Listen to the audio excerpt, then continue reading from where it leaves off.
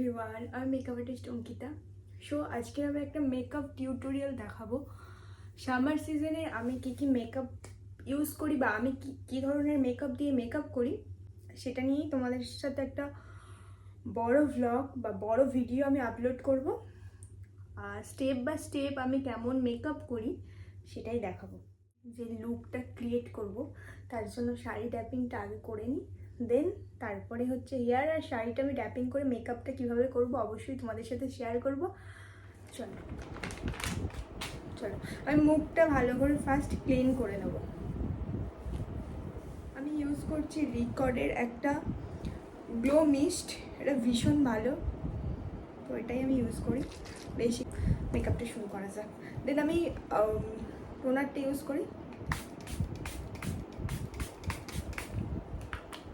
ভীষণ ময়েশ্চারাইজারের জন্য রিকর্ডের এই ওয়াটার বেস ময়েশ্চারাইজারটি ইউজ করি। ময়েশ্চারাইজার অ্যাপ্লাই করি, দেন আমি ইউজ করছি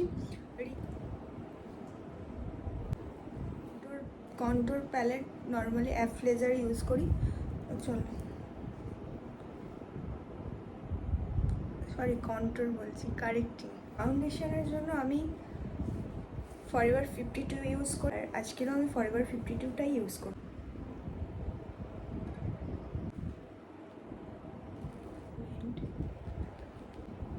ভীষণ লাইট বেস করেছি আর ফাউন্ডেশন কন্ট্রোল করছি।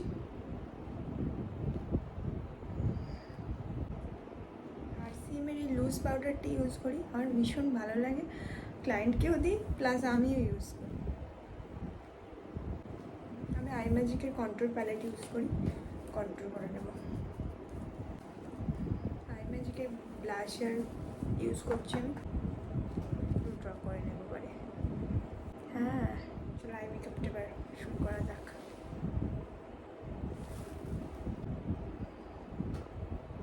মেকআপ আমার ডান। আমি হাইলাইট ইউজ করছি ওপরার, মার্সের মাস্কারা ইউজ করি আমি নর্মালি। সেটা লিপস্টিক নিয়েছি, দেখি এই শেডটাই এর সাথে যাচ্ছে বেশ ভালো। আগে ব্রাউন শেড ছিল, ভালো লাগছিল না, সো আমি এই শেডটা ক্রিয়েট করলাম, বেশ সুন্দর যাচ্ছে। মেকআপ ডান। সো আমি ফিক্সার মারলে ফিক্সার ইউজ করি, স্টেন দিয়ে নিই। সো জুয়েলারিগুলো পরি।